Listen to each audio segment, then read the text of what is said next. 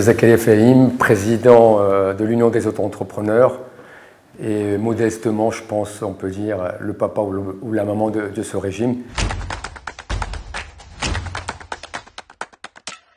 La beauté de l'auto-entrepreneur, je ne paye des impôts que si j'encaisse, parce que le vrai enjeu de beaucoup d'entrepreneurs, c'est qu'ils avaient du chiffre d'affaires, mais ils n'encaissaient pas, parce que le client était soit plus puissant ou avait des délais très longs, et ils devaient payer des impôts. Donc, une comptabilité, on va dire, limitée au chiffre d'affaires déclaré, encaissé, et avec une fiscalité, avec des taux très très faibles, 1 et 2%. Et donc, il y avait, je dirais, des éléments pour aspirer l'informel. Il valait mieux faire en sorte déjà que tous ceux qui veulent créer une entreprise la créent dans le formel pour qu'ils ne soient pas, je dis toujours, c'est plus facile d'expliquer à son fils pourquoi il ne faut pas fumer que de lui dire maintenant je vais t'accompagner pour arrêter de fumer. Donc rentrer dans l'informel quand on confond chiffre d'affaires et bénéfices, c'est très compliqué de revenir. Donc c'était déjà donner un cadre simple pour oser entreprendre. Et pourquoi l'administration a créé aujourd'hui ce qu'on appelle les entreprises qui n'ont pas d'activité économique. Donc vous aviez tout un ensemble d'entreprises qui étaient mort-vivantes et qu'on avait là, qu'on comptait dans les statistiques. Pourquoi? Parce que les gens avaient peur du contrôle fiscal.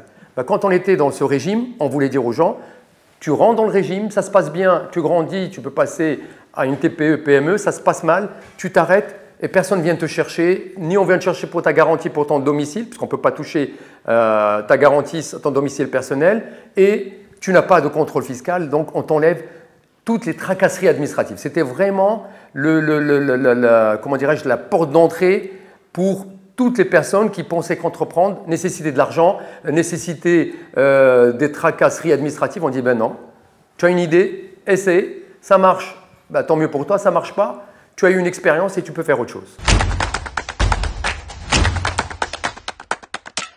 Derrière, il fallait autre chose que l'impôt. Donc, on devait donner la couverture sociale, on a mis du temps, des accès au marché. Et je pense que, ayant oublié que si on ne donne pas une offre de valeur avec un accompagnement clair, ben, qu'est-ce que font aujourd'hui ceux qui sont dans l'informel? Ben, ils n'écoutent que les mauvaises, je dirais, et désinformations qu'il y a sur le régime. Que c'est un régime qui va vous pénaliser, on va vous faire taxer à 30%. Donc les gens, ils ont dit, ben, pourquoi je vais payer 30% dès que je dépasse 80 000, alors que souvent, il ne fait même pas 80 000 pour certains. Donc on a brouillé et on a fait tout ce qu'il fallait pour que ce régime ne soit pas une porte d'entrée vers le formel et soit quelque chose qu'on veut abattre, je dirais, contre toute logique.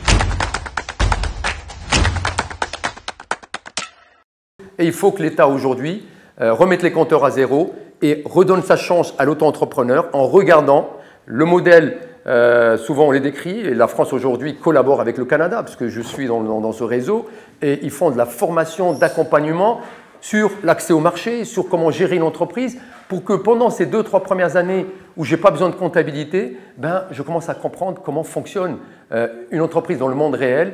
Et le jour où je grandis, ben, j'ai un accompagnement administratif, quasiment c'est un plug and play, je n'ai pas de formalité à faire et je me retrouve naturellement à passer du bassin où l'eau m'arrivait au genou à un bassin où il m'arrive au cou. Et quand je sais nager, ben, je ne me suis pas posé de questions, je le fais tout naturellement. C'est je dirais, ce passage en 3 temps qui n'a pas été, je dirais, compris et qui aujourd'hui pénalise et sanctionne ce régime qui, pour moi, est une aubaine.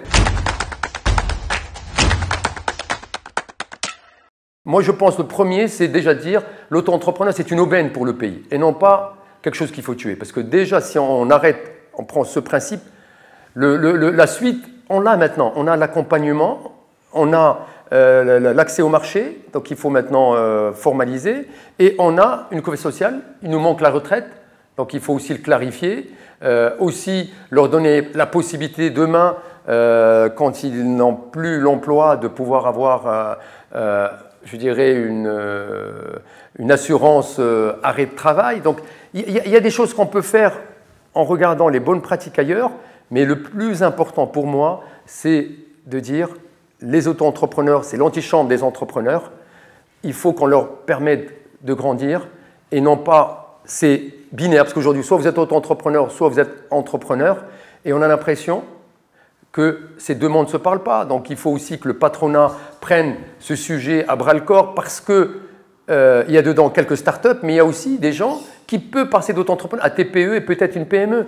Donc accompagnons-les en amont. Je pense que c'est une mission de service public que doivent prendre aujourd'hui le public, mais aussi le secteur privé pour avoir des concurrents dignes de ce qu'il veut. Le taux d'existence des auto-entrepreneurs à 5 ans, il est à 70% au Canada. En France, je pense qu'ils sont, eux, ils l'ont fait sur 3 ans, donc ils sont sur un pourcentage aussi élevé, parce qu'il y a de l'accompagnement, parce qu'il ne faut pas oublier, c'est ça qui est important, l'accompagnement, formation. Et beaucoup ont une réelle activité, parce que nous, sur les 400 000, il y a à peine 30% qui ont une réalité économique, qui font du chiffre d'affaires. Les autres sont inscrits et ne savent même pas pourquoi ils sont là. Et donc c'est pour ça qu'on a un sujet. Donc effectivement, l'explication que je donnais du passage, c'est pour ça que maintenant on a créé la micro-entreprise.